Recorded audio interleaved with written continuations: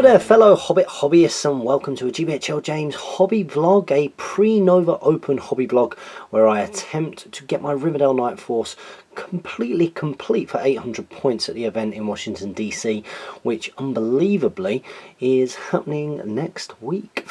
So this should be coming out either Monday or Tuesday. You're having a deluge of hobby vlog goodness at the moment from all of your GBHL hosts. A lot of them seem very, very busy, which is great. As have I been, I must say. Although my main hobby focus really has been trying to up the game in terms of production value for some of the content. If you want to go and check that out, obviously go and check out the Brawling at Barleyman series. Let me know what you think about that if you haven't already. Give me a shout and let me know if you enjoy having those higher produced videos and the like. And that really does take up a majority of my hobby time, but I have no choice but to make progress with these guys, unless of course I borrow them, because Longbottom Carnival, like I say, is just over a week away, as is the Nova Open. So it's been interesting coming back and having a little look at the Rivendell Knights. I primed them this morning just with a black spray. And I've just been making a little bit of progress. I actually started off on the horses, so what I've done is I've assembled and based the horses first. I sprayed everything, and I was going to paint the horses, well, I am going to paint the horses separately. So remember, with the Rivendell Knights I go for the champagne colour. Now I'm going to bring a Rivendell Knight into view now, which isn't one of the ones that I've painted, because it is this kind of standard which I'm going to be aiming for over the course of the video. So of course this is this Rivendell Knight Captain was painted by my good friend Kev from Shadow and Flame. Make sure you go and check them out if you haven't already. They do fantastic commission work, either for sculpting or painting in this case. So I look at this, and one of the things that Kev absolutely nailed was the colour scheme, which is one that I provided for him based on my Nova Force that I took last year. If you want to have a little bit more of a look at not just this guy but the other knights, if you haven't already, there is an army showcase video which showcases those Rivendell Knights, so get on there, let me know what you think about those. So as you can see, what I was going to do, because I found this easier the last time that I painted, I was going to paint all of the horses separately. So remember, I go for this kind of champagne colour. Now the base colour, actually, when I'm doing this, is the Zandri Dust. The Zandri Dust. So you can see it's a bit darker than the final finish, and a little bit more yellowy, it has to be said. But it does provide a good base, because horses are a really interesting one to paint. They don't paint the same way as other sort of normal figures or men or people in armour or whatever else you paint, in that you don't go through this sort of same standard procedure of painting a base colour, inking to create your shades, you know, re-going over sort of the top layers, and then sort of edge highlighting or dry brushing up the top. It doesn't really work like that with the horses, particularly the shading side of it. When you shade a horse, when you ink a horse, I have had zero luck with doing that. It just makes the whole thing look pretty messy, to be honest. So what you do instead, or what I've done instead, is very similar to a technique that I used when I was painting Saruman. So if you've not gone and checked out that hobby blog, do. When I painted Saruman's cloak and the like, which is the idea that you actually sort of you start off painting with a darker colour, and you actually sort of paint the whole miniature up with a dark colour, and then you kind of water down your paints. I mean, these take a couple of layers. This probably still needs another layer, to be honest, but what you do is you then take your lighter colour, watered down, and you apply it over the raised areas, and you do a couple of coats of that, and you go lighter, and you keep on doing that, and sort of almost build up the base colour and create the shade from that base colour. And that's where I've got success with doing the horse in the past, rather than sort of inking, as it were. Now I'm not really sure what Kev's done here, whether he's done that kind of idea or whether he's actually sort of dragged some wash into the recesses. I suspect probably a little bit of a touch of both, to be honest.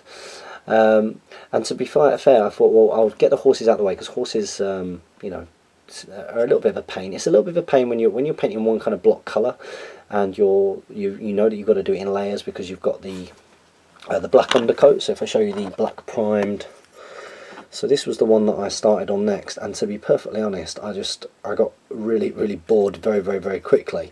And boredom is a killer when you do painting. You don't really want to get bored when you're doing any kind of painting, or get kind of despondent, because then your quality will go down because you'll rush. So I thought, you know what, I'm just going to stop there. I finished up the paint that I had, you know, I'll come back to them at some point, and I thought, let's get a little bit more, let's get a bit of paint onto the actual riders themselves, which, you know, I have started to do below with the silvers.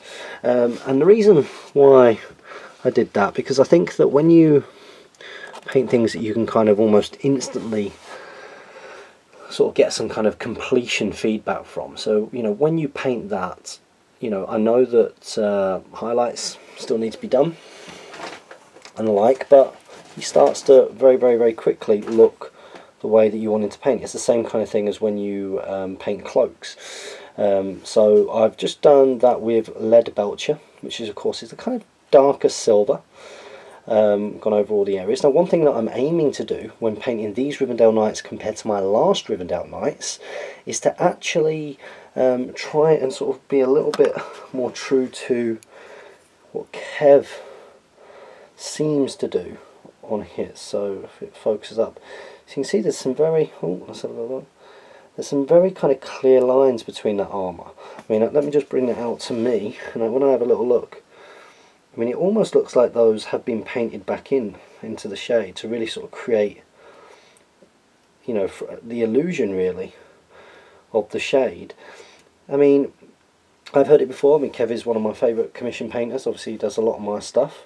You know, does that create a more cartoony effect? I'm not too sure, but it looks damn effective. So I'm actually going to try and not necessarily do it exactly the same as him. I don't think I would go and paint a shade in, like I think that looks like it's been done, but very much kind of trying to leave some of those black lines in between and then maybe neaten them up sort of down the line. So I've started painting the silver and the armour on those. The guys behind, I have done everything apart from the armour.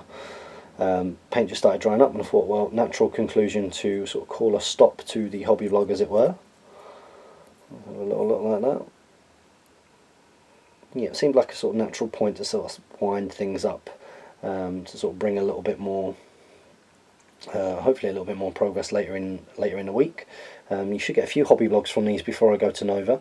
That is, unless I bottle it and give my friend Jay Finnegan a call and say to him, hey, I need 4 Rivendell Knights. That would be a shame though, because then he wouldn't fit in with my theme at all.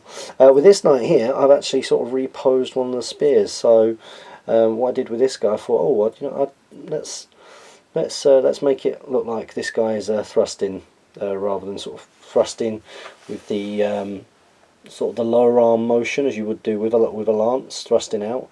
On this one, as if he's kind of almost stabbing down. And all I did with that was pretty straightforward, really. I just cut the lance that he was holding off each end, and then I just got the pin bias drill, drilled the hole in between, and just stuck it back in the other way, like this. I think it looks pretty cool. I think it will look cool when he's on the horse, and just add just that tiny bit of variety to this force. There we go. Just a tiny bit of variety to the force and the poses, now that I'm getting quite a few of them. So there we go, little hobby vlog there, just to give you a little bit of an update on my Nova and Longbottom, I suppose, progress. I hope you enjoyed, as ever. Don't forget to comment, like, share and subscribe to the channel, and like and comment on all our videos. It helps the channel massively when you guys engage with us. So when you've got something to say it, absolutely. Even those dislikes out there, those people who like to put little dislike thumbs down on the videos, not like, it does help us. You know, it actually does help the content when you do that. So cheers, those guys. Cheers to the haters. And as ever, you know, you do know that you can support your Hobbit hosts by checking out the links in the video description below. Obviously, if you want to continue to see the increased production value and me taking the time to do that, it's going to become ever more difficult with my baby girl on the way. So yeah, if that Patreon can build up so I can actually afford to spend the time doing this, then that would be amazing. But if it doesn't, then obviously, who knows. But yeah, make sure you do that. Continue to support your Hobbit hobby, guys, and happy strategy battle gaming.